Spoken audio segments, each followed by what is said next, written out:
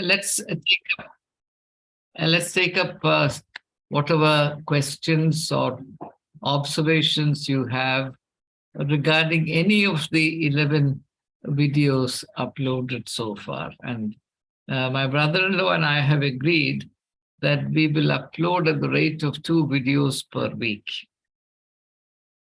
Otherwise, given the fact that these videos are about 45 to 50 minutes duration, posting them more frequently could be a surfeit. So it will be at the rate of 2 videos per week. All right. Now, I abandon myself into your hands and await your questions or points for discussion.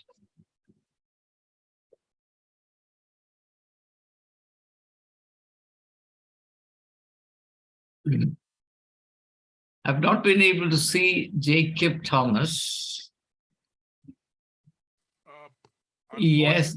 I hope you can hear me. Unfortunately, something wrong with my camera. I think I have to go back to my cell phone. I'm using my desktop.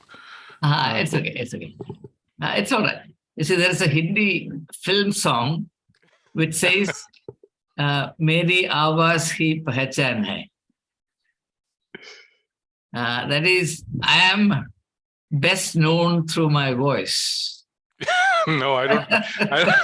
I don't have a good voice. No. Whether you have a good voice or not, every person's voice is signature. Okay. There isn't another voice like yours. Thank you. It's not unique at all. I know everybody's voice is unique. In the sense, I'm not saying that one is superior or inferior.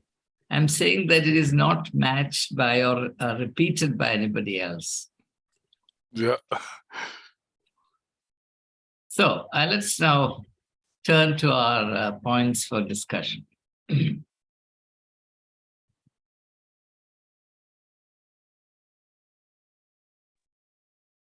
Sir, in one of the videos, you've mentioned about looking at people through the eye of love. Is that something that is cultivated, or is it something that is given to us? Both.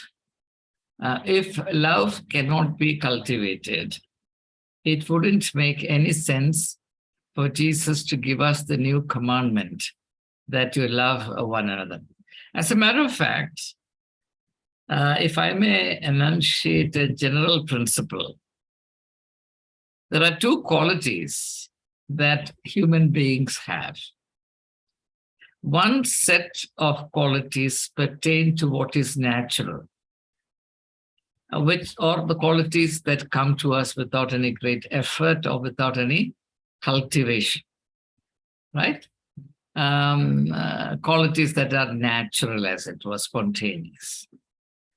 It is generally agreed that spiritual qualities have to be cultivated for the reason that spirituality marks the human ascendancy over nature. Now, there is, of course, a lot of difference between Eastern and Western thinking in this. In the Eastern context, one never rises above nature because one is an expression of nature. In fact, to some extent, surprisingly, Spinoza reflects the same idea. He equates God with nature. But in the Judeo-Christian worldview, human beings are not mere expressions of nature. We partake of nature, but we have to emerge from the level of nature and acquire certain qualities which are higher than that of nature.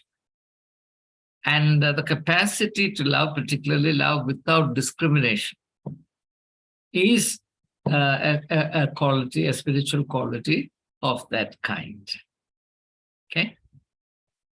Now, in order to illustrate this, let's look at our life as students. Let's recall our times. You see, not everybody likes every subject. Some people have an instinctive liking for certain subjects. For example, if you're very fortunate, you would have an instinctive liking for mathematics. I was not of that kind. But I had to develop, and I opted for Group A, which is mathematics, physics, chemistry at the pre-degree level. So by virtue of making that choice, I had to develop love for mathematics. And I did that by making it a point regularly to practice math sums. So the more you worked at it, the more deeper you understood. And as your understanding improved, your love for the subject increased. So from that experience, I can vouch for the fact that it's possible for us to grow in love. Now, there is this romantic notion, or as Kierkegaard in his very interesting book called The Works of Love, he makes a contrast, or he develops a contrast between the poet's understanding of love and the spiritual understanding of love. He says that the poet's understanding of love is the most refined expression of the worldly understanding of love, which is that love is a preferential passion. That is, you feel a preference for certain individuals whom you love, a preferential passion or a passion of preference, right? And then he goes on to say that so long as you understand love as a preferential passion, your love will remain unstable because the grounds on which you preferred a particular person may not remain steadfast. Those grounds may not endure, right? Because those grounds are external to you and they are subject to the vicissitudes of the world, right? So in contrast to that, he talks about spiritual love, which he says is founded in God. And then he makes a specific reference to Paul's first letter to Corinthians, chapter 13, verse 8, where Paul says, love does not fail. And he asks the question, how come that love does not fail? Because we are living in a world where we daily witness love failing. A young man and a young woman fall in love. They think they are on the pinnacle of love. And soon enough, their love sours and they want to get rid of each other. So what has happened to their love? Were they actually in love, or were they under the illusion that they were in love? So anyway, through all this, Kierkegaard comes to a conclusion that if one's love is to endure, it has to have its roots in God, who alone doesn't fail. And then he says, therefore, that the only source from which human beings can learn the discipline of loving is God. He says, we learn love from no other. And this is exactly the sentence. We learn love from no other. So obviously, Kierkegaard also believes that love can be learned and in fact must be learned. For example, surely when Jesus says, love your enemies, it's a love that has to be learned. It doesn't come naturally to anyone at all. Okay? And it actually signifies a very high degree of spiritual evolution. Does that give you some perspective on the question that... Yeah.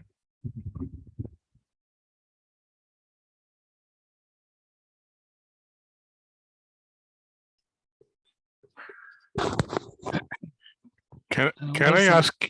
Yes, you must. All right. Let Mr. Zach Verghese go ahead. No, you carry on, Mr. Jacob Thomas. Yeah, this is regarding the Lord's Prayer.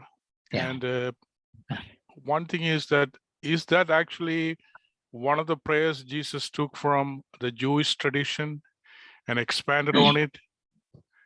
I mean, to the extent that I know, no, it is Jesus's own prayer.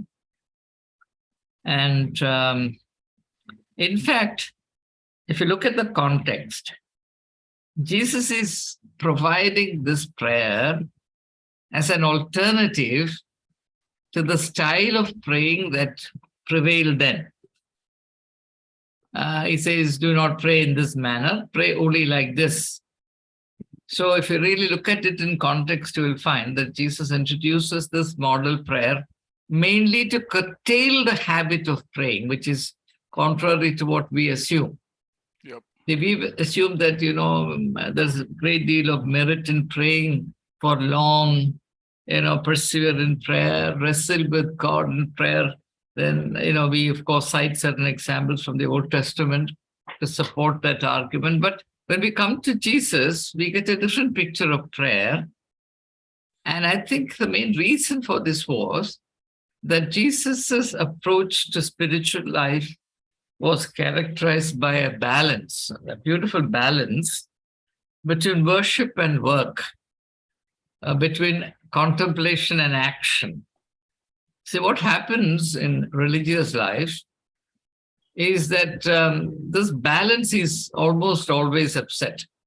If you look at the Indian context, you have rishis who used to concentrate entirely on meditation, leading an ascetic life, which actually meant living at a distance from the burning plane of realities where people lived, the life and struggle of people.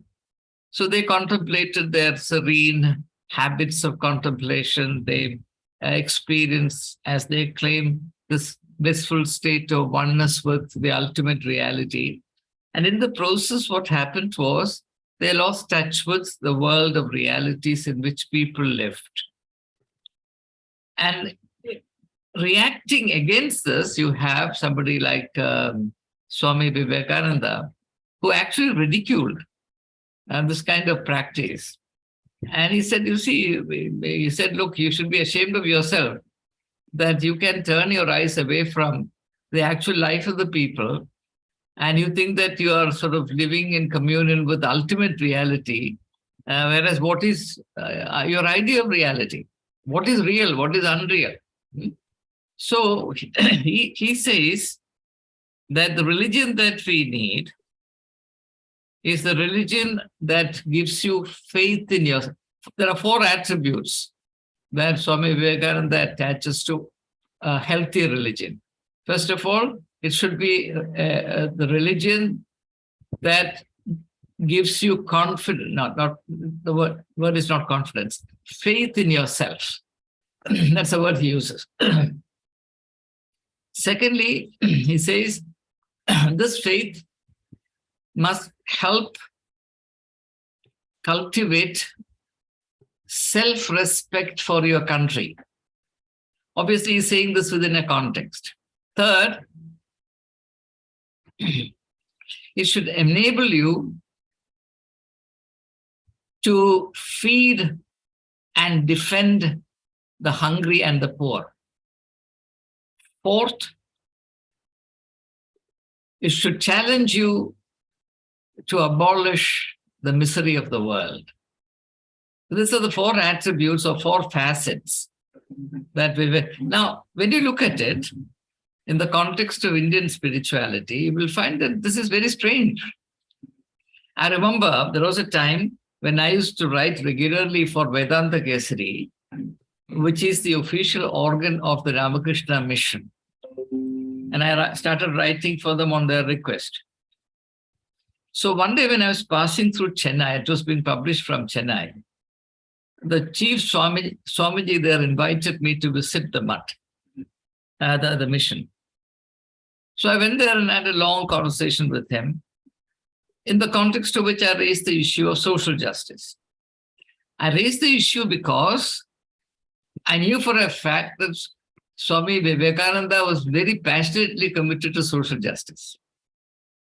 And yet, the head of the Ramakrishna Mission, and as you know, Ramakrishna movement is divided into 2, the mutt and the mission. The mission is a missionary body. even the head of the Ramakrishna mission was arguing with me that if people are suffering, people are poor, people are destitute, it's because of the karmic debts that they have accumulated in their past or previous births, and therefore it is impious to meddle with it. Now, which is something quite contrary to what Swami Vivekananda advocated. Anyway, so there are these polarizations. When we come to Jesus Christ, we find a perfect blend and a settled balance between action and contemplation, prayer and work. And therefore, you don't find Jesus, getting too obsessed with rituals and, modes of worship or, long-winded prayers, nothing of the sort.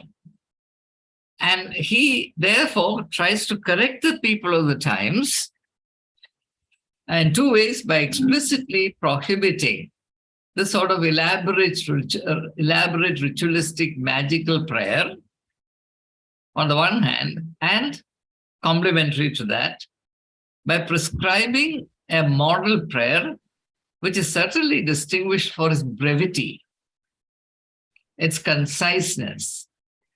After all, the Lord's Prayer can be said in 1 minute flat. Okay, so that is the reason I believe that Jesus dealt with it. And I don't think Jesus borrowed this prayer from the Old Testament at any rate. In the Old Testament, as I have said on many occasions before, we don't have God introduced as God the Father. It's only in the New Testament, and then particularly in the teachings of Jesus Christ, that God is recognized or introduced in that manner. I have one more thing regarding that, the choice of words. For example, Yes. people use forgive our trespasses as we forgive those who trespass against us. Yeah. And some people use the word debt, forgive our debts and sins. And I think for trespasses is one of the most meaningful word compared to that debts and sins. Yeah. I think it has a much more meaningful. Yes, Jacob. Trespass is actually a little more ancient. The use, if you look at the translations, so for example, King James's translation, King James's version of the Bible, 1611, the word used is trespass. Whereas if you look into the modern English version of the Bible and New International Version of the Bible, as also the Revised Standard Edition of the Bible, you'll find the word sin used. Forgive us our sins as we forgive those who sin against us. In fact, the word debt is less frequently used. The more frequent rendering is sin, not debt. Yeah. And in modern English, surely that's the word that's preferred. Okay. Yeah. Thank you. Okay. Yeah. Zach, you want to... In this respect, the most interesting thing is our freedom that God has given us to address him as our Father. Yeah. Our Father. That is an amazing freedom. And he used particularly our Father. Yeah. And Jesus himself often prayed, my Father. But when he was teaching disciples and others about prayer, is our Father. Yes. And that is amazing, and it's an enormous freedom that we have the freedom to go to him and have a conversation with him, and like we have in ordinary life. Yes. That, without any kind of rituals or anything, there is enormous intimacy, freedom that comes out of that. Yes. Yes, Zach, I think you've said something of extreme value. At the same time, something that is almost systematically excluded from our experience of religion in the organized context. This is something that Tolstoy speaks elaborately about It says something that Christians have rejected is the statue spontaneity in their relationship with God. Now, it's interesting that the Lord's Prayer begins by acknowledging God as our Father in heaven, and it ends on a very, very interesting note. For the kingdom, the power, and the glory are yours. Or as in the older version, King James's version, for thine is the kingdom, the power, and the glory forever and ever. Amen. Okay. Now it's interesting that the note introduced at the beginning is modified at the end. That is to say, see, when human beings use the term Father, there are two possibilities. One is intimacy, and the other is frivolity. Or, well, it may not be frivolity, familiarity. We know that in the English language, familiarity is a pejorative concept. See, friendship in the Indian context soon degenerates into familiarity, and therefore we have the old aphorism, familiarity breeds contempt. Okay? Now, there is a check against that. That's very interesting. That's the architecture of that prayer. The check against the intrusion of the jarring note of familiarity into our relationship with God is at the end of the prayer. For the kingdom, the power, and the glory are yours. So the concept of the Father is modified. You're not dealing with a Father you can take for granted. You understand? So there is it's incredible how Jesus communicates. He's often so subtle and so self-effacing. He is indirect to the point of non-statement. And I'm afraid this sort of nuances will be lost on most people. But why does he do so? That's a sign of his meekness. I mean, you've been a teacher, I'm a teacher. And I tell you, I mean, I've pondered over the subtleties of Jesus as a teacher for years on end. And the more I reflect on this, the more wonderstruck I become. How would you or I, having introduced God as our Father in heaven, also provide in the course of the same short, brief prayer, checks and balances against its abuse? You understand the point? So then, therefore, the prayer ends on this very sober note. The kingdom, the power, and the glory belong to God. But unfortunately, this is lost on Christendom. And this is, if you remember, several months ago, we had a fairly uncomfortable discussion on the admissibility or inadmissibility of the hierarchy in biblical spirituality. I was simply at that time basing whatever I said on the explicit teachings as well as the acted parable of Jesus Christ, namely the fellowship meal, in the context of which Jesus washed the feet of his disciples. And the only point in washing the feet of his disciples is forever to rule out the emergence of a hierarchy in the kingdom of God. Otherwise, can you point out any other relevance or intention behind it? A master, a guru, a rabbi who washes the feet of his disciples is certainly communicating a message. What is that message? Not that, 2000 years later or 1900 years later, somebody should convert this into an empty ritual. Once in a blue moon, washing somebody's feet without understanding the meaning of it. It is clearly a very, very well thought out, acted parable in order to constitute a permanent reminder to the members of the kingdom of God that in their midst, this worldly aberration of the hierarchical mindset and the unequal relationships that they portend should never be accepted.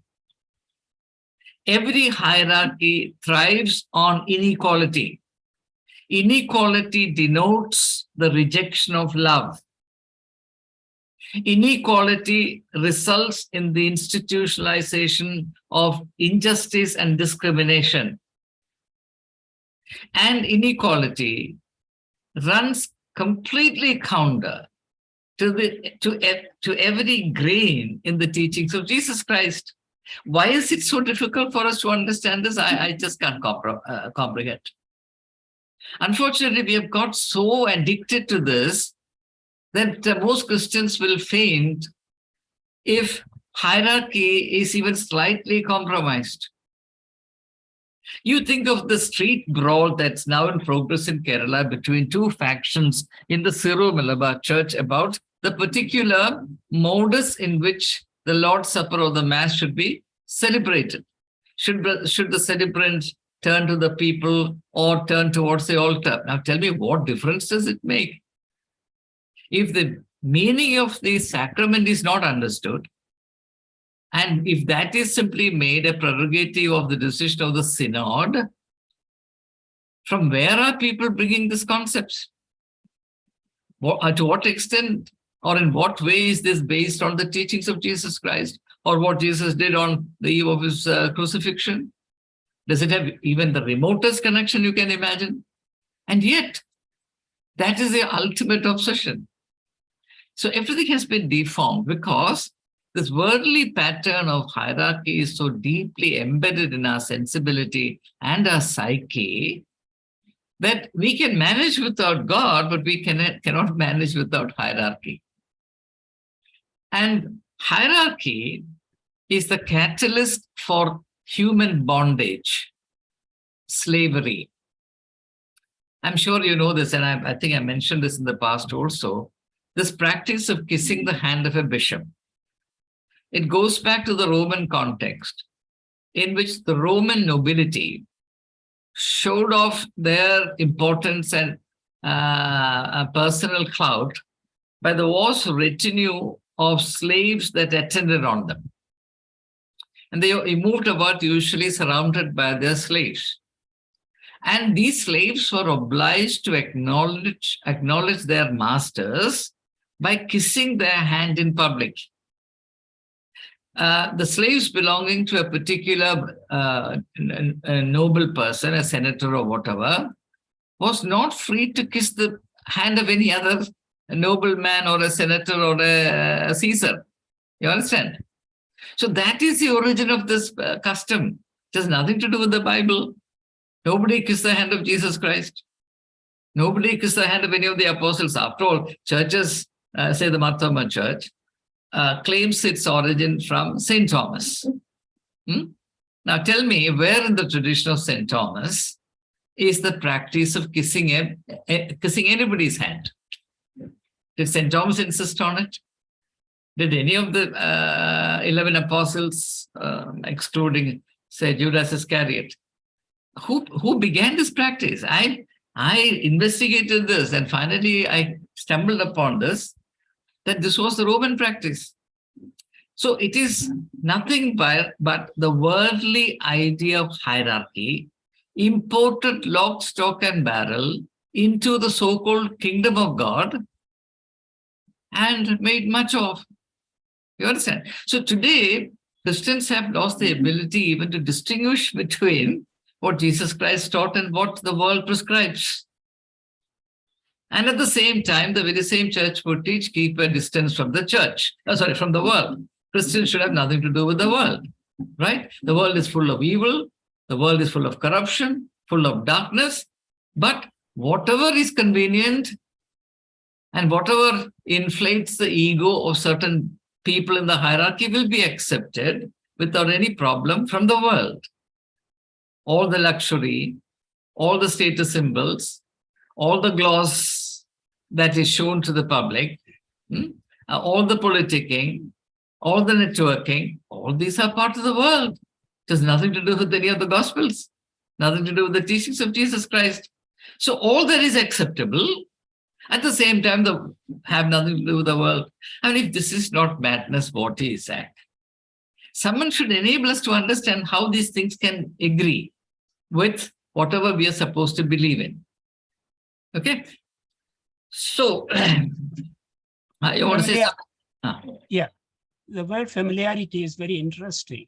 I remember a quotation from Cardinal Manning. When somebody asked him, what was wrong with Judas? And he said, Judas was too familiar with the holiness of Jesus. Judas was too familiar with the holiness of Jesus. Yes, yes. I wonder we are too familiar with the Holy Communion, our worship patterns, and our spirituality, and so on and so forth. So that word familiarity has got enormous meaning, actually. What is the, there should be a distance. No,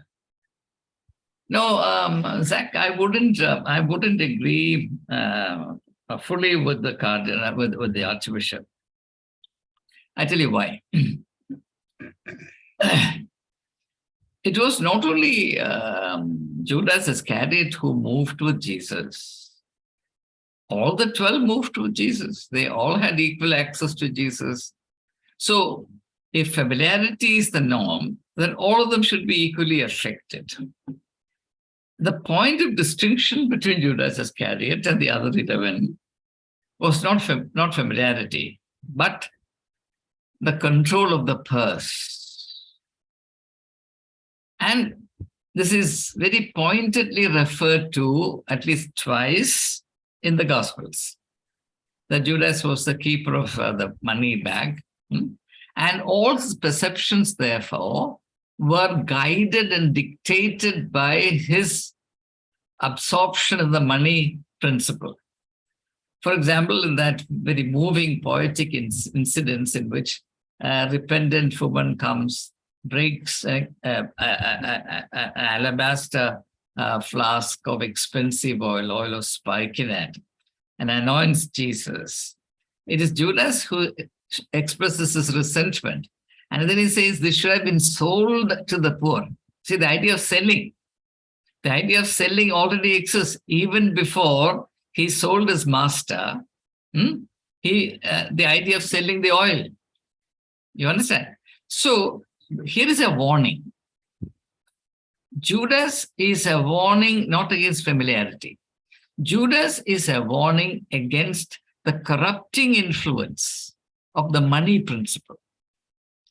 And therefore, when you examine the teachings of Jesus Christ, you have very powerful teachings regarding this, particularly in chapter 10 of Matthew's Gospel, or even in Jesus's description of his own identity as someone who did not have a place to lay his head, so on and so forth, right? Or even in the Beatitudes, blessed are the poor, or and in Matthew's version, blessed are the poor in spirit. And so in all of this, you find that there is a clear warning against the seductive effect of the money principle. And that was the problem with Judas Iscariot. And therefore, it's logically consistent that he strikes a new partnership with the high priest. So, in the gospel, in the Passion story, you have the political processes in India prefigured, right? People being bought and sold for money. In India, of course, it's members of parliament, members of legislative assemblies, etc. 20 crores, 50 crores, you can buy any amount of any number of MLAs. So here is a man who sells his master.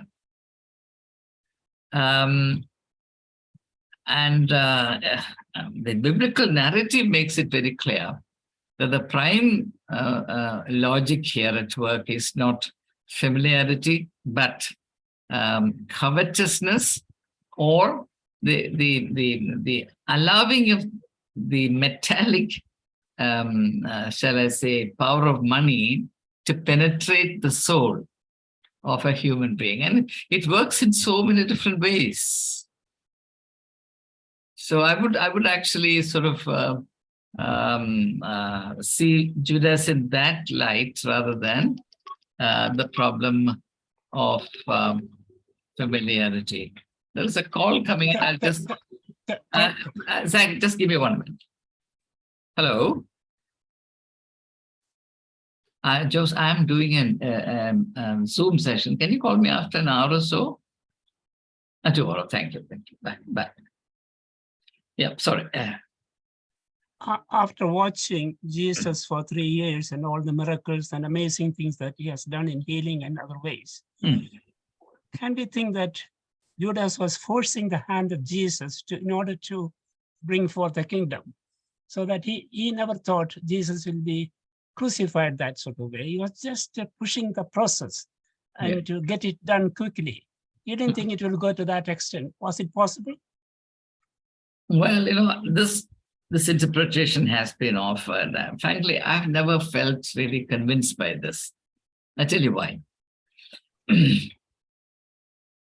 All of us realize that human beings do not all the time act entirely out of conscious motives.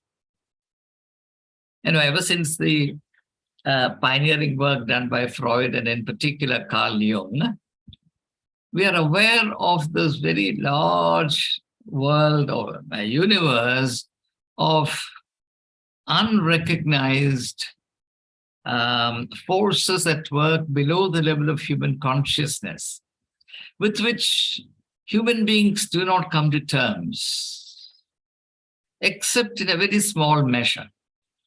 So, especially when individuals are placed in the climactic moments of history, they also get sucked up into something larger than themselves in terms of the processes that continue to unfold. And therefore, they seem to think, or they might believe that they're acting on their own. But oftentimes they could well be acting in tune with something beyond themselves. Why do I say this? I say this because Jesus said, it is necessary that the Son of Man be betrayed. But woe unto him through whom the offense comes. That's a very, very enigmatic statement, right?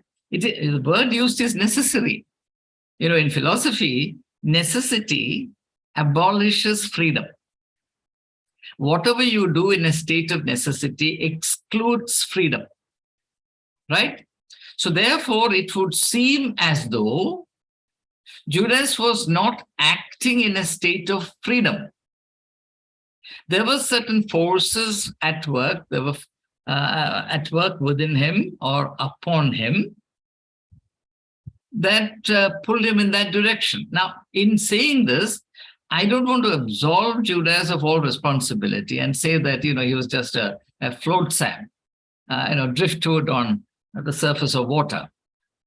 No, that is where this very strange paradoxical balance comes about of the volition of the individual and the pull of something quite beyond his conscious life, his intentional life, of his own willpower, acting upon him and pulling an individual in a certain direction. Therefore, what happens is, and this explains the shock that Judas Iscariot feels in retrospect.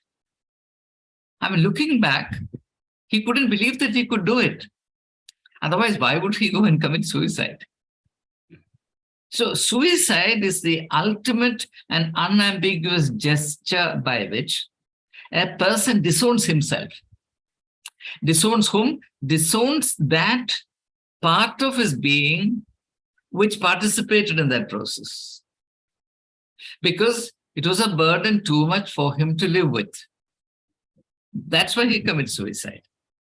So I would argue against any facile interpretation of the motivation of Judas Iscariot in striking this deal with Caiaphas, the high priest. Possibly there's an element of truth in the two interpretations that you have mentioned, but my submission is that neither of them taken singly or both of them taken together would offer us the complete picture. And there is much more to this very complex situation than these two approaches would seem to suggest. Thank you.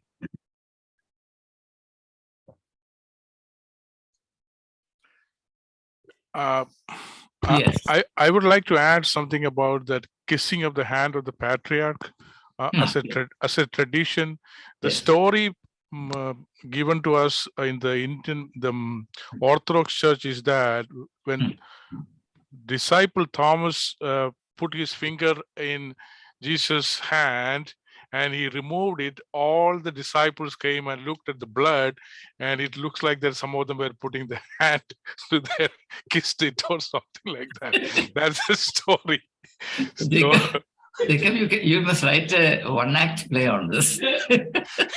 Because no, I'm not joking. That's the story. What I know.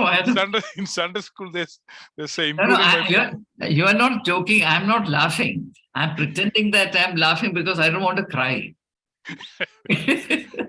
Yeah. Now I look back on and I still do the same thing. I can laugh at the whole thing that they're doing. Thank you. This is of the same order of merit as the explanation that bishops have to be buried in the sitting posture in their chair so that they can go and sit in judgment over the 12 tribes of Jews. It is of the same order of reality. Yeah. I mean, is there any evidence that Thomas touched those wounds? Jesus invites him to touch him, but there is no evidence. Is there in the gospel? No evidence that Thomas touched the wounds of Jesus. Otherwise, he wouldn't be convinced, no? You see, he said, unless I touch the body of Jesus, unless I put my hand into his wounds, I will not believe. Yeah. So Jesus allows him. Then he says, it's good that you now believe, but blessed are those who haven't seen and yet believe. You understand? So obviously, he has had that experience. He has seen the wounds, but I don't think there is any evidence saying that he actually touched the wound. No, but the demand is that he should touch. You see, this is Zach, this is part of a whole philosophical tradition as to which is the most important of the five senses. Sense of sight, taste, smell, touch. So there is this idea, and Greek philosophy also, the foremost sense is the sense of touch. Normally we would think that is the eye, sight. It's not, it is touch. So that is why Thomas says that unless I touch, I will not believe. So he would have been given that privilege. Now the text, of course, is very laconic. It doesn't go into gory anatomical details. But from the contextual nuance, one has to come to the conclusion that otherwise, it's almost like a theater. If somebody asks for an explanation or an experience, something is shown and say, okay, now you be satisfied with it. If Jesus can actually condescend to the extent of showing him his wounded sides, why not allow the man to touch? Okay. Now, the only problem here is, the problem is somewhere else. The problem is the feminists are very upset with this. Because when Mary Magdalene comes across Jesus in the garden and mistakes him for the master, for the owner of the garden, Jesus says, do not touch me, for I have not yet ascended to the presence of my Father. How come that Jesus doesn't allow a woman to touch him and he allows Thomas the man to touch him? So that's a scandal there.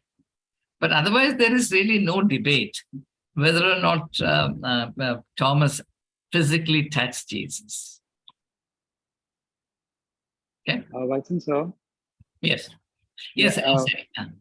When it comes to the command to love people, in a lot of Christian circles, they say that the primary aim is to share the gospel, and everything else comes second. The mission hospitals also, they say the healing is just an instrument to share the gospel and everything. So I find this a bit difficult to believe. So what is your take on that?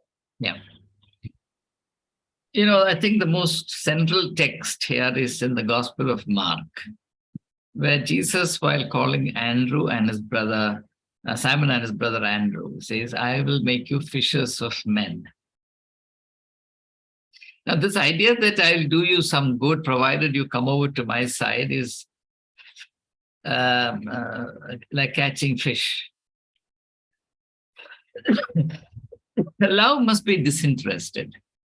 Jesus went about loving people, serving them, doing them a lot of good, practice ministry of healing, etc. Do you find Jesus, attaching strings to them, pulling them to himself? Doesn't. He goes about expressing his being, his identity as a son of God, to whom it is so very natural to respond compassionately and effectively to human situations of human need, human suffering. There is no motive, no ulterior intention attached to anything that Jesus did. If Jesus is a role model, then the answer is very simple. The ministry of healing must be done as an expression, a contemporary incarnation of the compassionate spirit of Jesus in responding to the suffering of human beings. And that need not, and in fact should not, convert into some kind of parochial prophet, right? But it is somehow assumed that, for example, if CSI has a mission field, or the Methodist Church has a mission field, and attached to the mission field is a small mission hospital, but because of, shall we say, the compassionate care extended to the poor people, they feel touched. They're willing to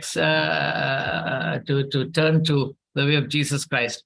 Now, if it's a spontaneous expression of their need, that they need to be attached to something, it's fine. But doing this in order to catch them imparts a very unfortunate flavor to this. That's my concern, and I'm in no doubt about it. I feel that nothing with an ulterior motive has any spiritual value whatsoever, because we don't find a model of that in the life and public ministry of Jesus Christ, right? So I think there I would rest my case. We discussed love extensively over the last 7 or 8 weeks. I remember a very interesting quotation from late Queen Elizabeth II at the time of Princess Diana's death in 1997. She said, "Pain is the price we pay for love. Pain is the price we pay for love." That is what we see in the cross as well. But we talk about love in a very loose sort of way. And love is living within the life of the other, whoever the other is. Yeah. And on the other hand, we discuss love as if something that can be done quite easily, but love is a very, very painful exercise. Yes. No, there is no doubt about it, Zach. What you're saying is absolutely true. Now, at the same time, love is not only pain. Love is also joy. See, every statement that we make about anything, any spiritual ideal, must be complemented by something else also. That's a basic principle in discussing anything which is spiritual. Love is not only pain, it's also the ultimate ecstasy, right? Now, the point really is that when love is practiced in this world, which is organized not on the discipline of loving, but on something contrary to that, the involvement in love is apt to be bruised. That's the reality. Now, for example, if Queen Elizabeth at the time of the accidental death of Diana said it, I'm sure she had many, many joyful moments. For example, when her son married Diana, it was not a painful experience for her, right? And when many people praised Diana and she was very popular, etc., it was not a painful moment for her. So the problem really is that every individual, I mean, myself included, all of us have our own expectations about how things should work out, right? And this idea of love that the Queen had was a romantic idea of love, that love should be like a dream. It should not have this intrusion of jarring elements like, accidents, death, pain, and separation, etc. And suddenly reality breaks in upon her, and she finds it difficult to accept because these people are really used to privileges. You think of rural women. In fact, this is something that Anne has now written. She is now writing an entire book on this, which I find very interesting to go through. You think of rural women, how they put up with. I have to say this right. My daughter, I'd have to say, hello. Okay. So,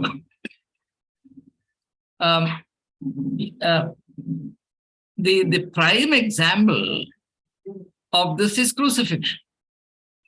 Jesus came as the embodiment of God's love for humanity, and humanity responded to him in this manner. And there it is fine.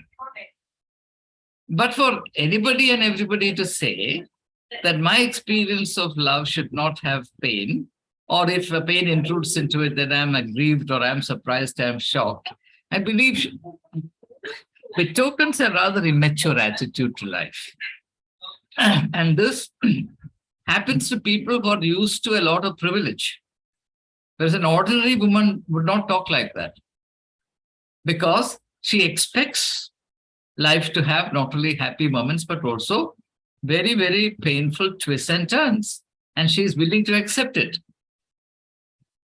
So, but when it comes from a queen, then it moves us all the more. When I remember when John F. Kennedy was shot by Lee Harvey Oswald, his brother Robert Kennedy said, there is something in the scheme of things that's against the Kennedy family, right? As though there is some metaphysical evil which is continually conspiring against this one family. I mean, as you know, Robert Kennedy himself was shot dead, right? So in retrospect, we might think that perhaps there was a grain of truth in what he said. But the fact of the matter is that nobody is, safe from the twists and turns, I think, as Shakespeare says, of the purblind doomsters of destiny. The twists and turns of the purblind, meaning half-blind, doomsters of destiny. Every human being is stung by life in some form or the other. Ordinary people accept it. People who are used to a lot of privilege don't. And we get to hear them, whereas most of human suffering is invisible to us. It is not projected by anyone. This world is written in the language of pain, but the beauty of this is that love, joy, fulfillment, all of these also emerge from the very same source. That's a much more mature attitude to life.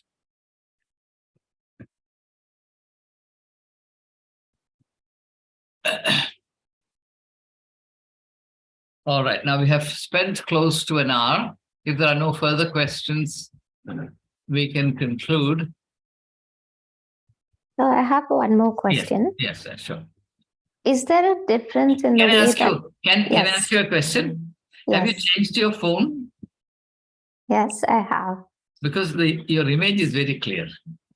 Okay. Oh, very good. I think your camera is very good. Okay, carry on. Yes. Is there a difference in the way that we love God and the way that we love our fellow humans? In theory, There should not be. And in Eastern thinking, there isn't. If you look at Advaita, in fact, in Indian spiritual thinking, God is none other than you yourself, except that this layer of Maya is removed. And let me explain that, otherwise it will be misunderstood. Now, one of the core philosophical issues that Indian philosophy, that Indian spiritual philosophy addresses, that's called Vedanta philosophy or Advaita philosophy addresses, is this.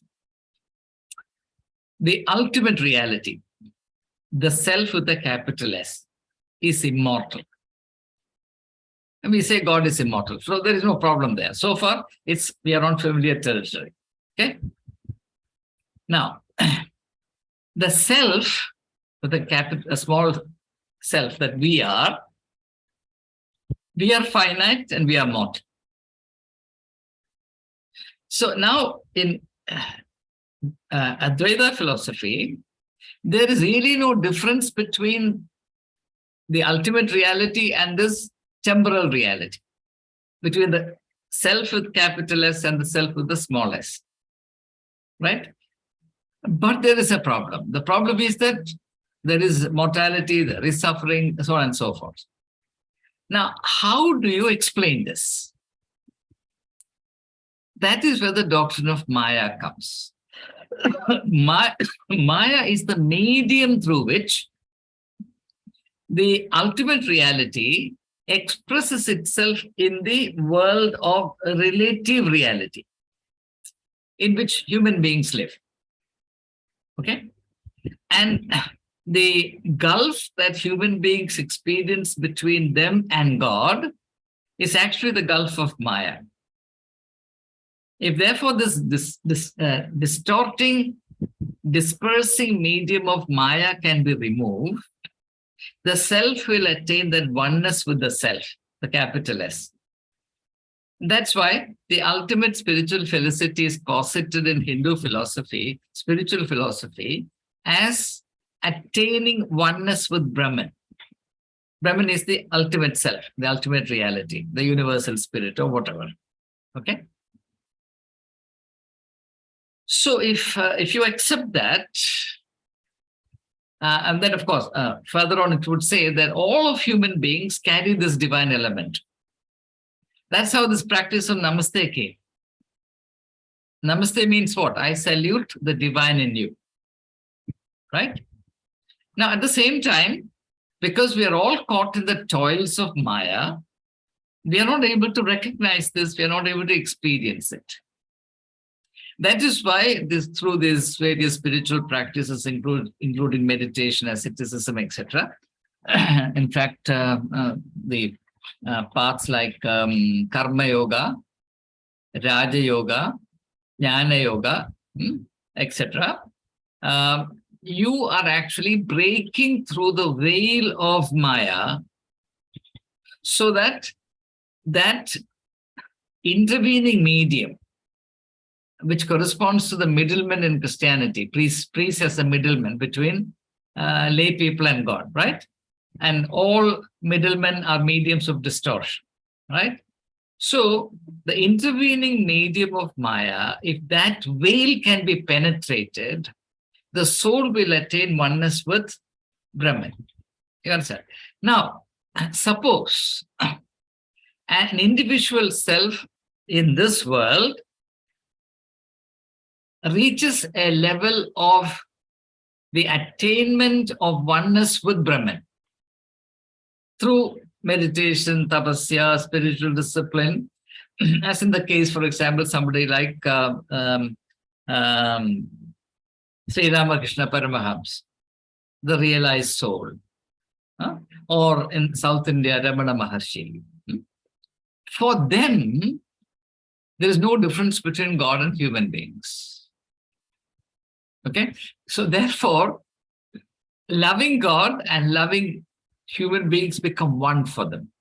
And Swami Vivekananda put it absolutely emphatically. He said, the only way you can love God is by serving human beings, which is an extraordinary thing for a Hindu thinker to say, by the way, right? So your question is, now if you look at the life of Jesus Christ, you do not really find a qualitative distinction or difference between Jesus's love for his Father and Jesus's love for fellow human beings. The difference comes depending on the extent to which we are alienated from God. This is why I have said repeatedly that religion is a domain of alienation from God. People don't realize this. Because in religion, we are constantly brainwashed into thinking that loving God and loving human beings must be completely different. And it's in order to constitute this artificial difference, there are all kinds of artificial liturgical exaltations and, briberies and flatteries and things are added on to God. God is put on a pedestal, whereas God identifies himself with us, our Father in heaven. No, but we reject it. We reject it. So, going by the example of Jesus Christ, or even by that tremendous moment of insight in the Old Testament, the book of Deuteronomy, chapter 6, verse 4, the two cardinal commandments, love the Lord your God with all your heart, with all your soul, with all your mind and all your strength. The second is like unto the first, love your neighbor as yourself. So there is like unto the first, right? There's no discontinuity between the two, right? One is the same as the other, like unto the first, right? But that's in the commandment. But when it comes to institutionalized religion, there's a complete unpassable gulf between the two. This is something that we need to sort of wake up to. Religion must be natural. And John, when he writes his epistle, the first episode itself, he says, if you say that you cannot love the brother you see, but claim that you can love the God whom you do not see, then you're a liar. Right? There again, the discontinuity between the two is abolished. But if you look at the vast body of statements and assumptions and exhortations that comprise the body of Christian thinking and attitudes, assumptions, presuppositions, stereotypes, you'll find that one is actually pitted against the other. So I want to thank you for raising that question. Well, for example, in the world, I mean, if you say that I love the Prime Minister of India and the person who supplies newspaper to me in the same manner, then I could get into serious trouble. I mean, I could be misinterpreted or misunderstood as insulting the Prime Minister of India by equating him with somebody who, as low as the newspaper vendor. The same also goes for religious hierarchy. Any hierarchy will resent the sense of equality. Right.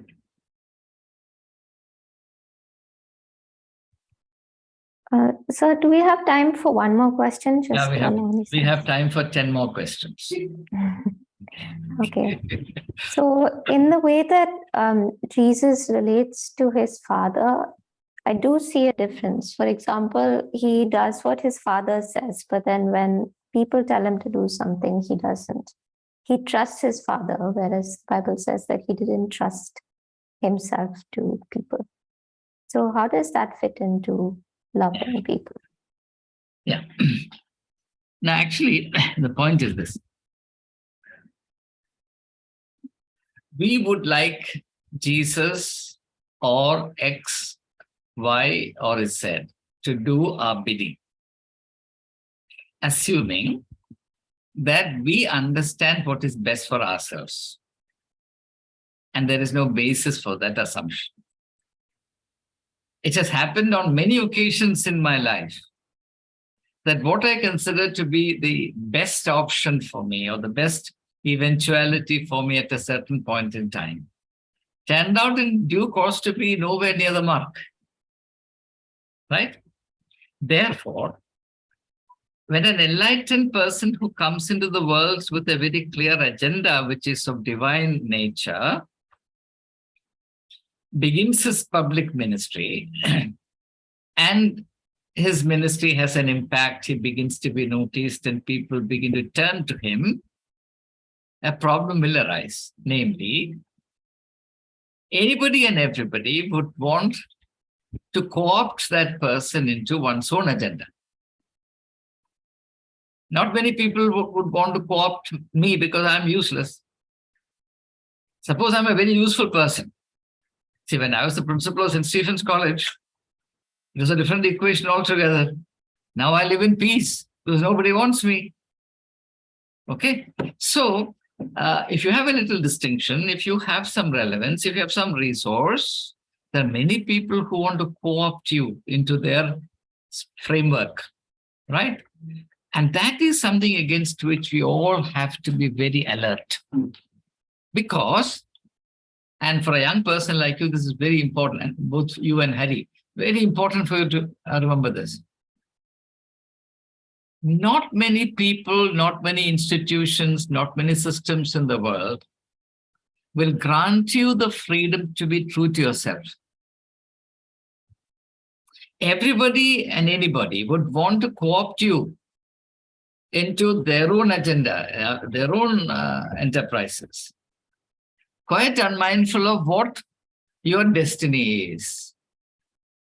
That is why, again, to go back to the Vedanta philosophy, you have to have both proximity and distance. Be with people, but don't let them swamp you. Don't let them hijack you. And there are many people who are upset when you don't allow yourself to be the doormats on which they can walk. And such people have to be avoided, I have to tell you. And no courtesy to be practiced at this level because it is wickedness. It is undiluted wickedness to want to trample on somebody else's individuality. And that is why Jesus actually seemingly talks rudely to his own mother, whom he otherwise greatly cares for. You see, in the context of the wedding at Cana, when the wine runs out, his mother goes and tells him they have no wine. Jesus, virtually like a retort, says to her, "Woman, what is there between you and me?"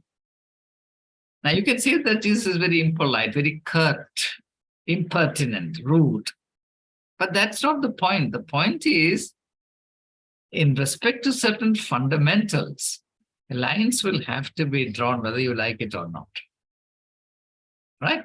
For example, I've seen some students who have come to St. Stephen's College with great grades, etc., great promise, coming to grief simply because they would not draw the line. They ended up wrecked because their idea of being good to everyone ruined their life. And there are certain wicked people in every college, and especially in blocks of residence, or what others call hostels. Their main pastime is to roam around disturbing people who are studying, right? And after everybody else has gone to sleep, they will sit up and study. They will do well, and the people whom they have disturbed will come to grief. I consider that to be wickedness. And facilitating somebody's wickedness is not a responsible thing to do. Here one has to be like a laser ray, cut through this facade and reveal the truth. Okay, so that is perhaps the pattern that's involved in this. Okay, that we'll conclude this. But from next Saturday onwards, if you're interested in continuing, we'll switch back to Saturday. Yesterday, I had a Zoom session. Well, next Saturday, what is the date next Saturday? I hope I'm not traveling. Next Saturday is 20. Yeah, I'm here. Okay, that's fine. Yeah, that's fine. So we'll meet next Saturday. The same time, 8 o'clock. Okay. Thank you. Thank you so much for watching these videos. And if you have any feedback, please feel free to write back to me. And if there are suggestions towards improving them, I'm quite happy to go by your guidance. I attach great importance to this work that I'm doing at the moment. I hope that some people would benefit from it, if not now, in course of time. My attempt is to interpret the teachings of Jesus Christ in a state of absolute faithfulness to the text in the context, which I've taken a little time and effort to investigate. And many things have come to light in the process. And my soul longs to share these insights with everyone. And that's the reason why I finally launched into this massive and very demanding project. Hopefully about 200, 250 videos of half an hour duration will be produced. And I seek your support. Please bring this to this resource to the notice of others you might know, just in case somebody is interested, that person benefit. After all, I don't gain anything monetarily from this, as you know, and nor do I spend money. The beautiful thing nowadays is you can do this without spending 1 rupee. You know this? It's an amazing thing, because I don't have as good a phone or and camera that Anne has, but I do the best that I have with the very lowly phone, a Samsung phone that I have. I record this myself and send it to my brother-in-law, who then takes over and then edits and puts it on YouTube. So not a single rupee is involved in this. It's amazing. It's beautiful, isn't it? Yes. So that's what technology enables you to do. So let's do the best that we can to reach out to people who may not have had the benefit of coming into touch with such resources. Okay. Thank you very much and have a good week ahead. Thank you. Good night. Good night.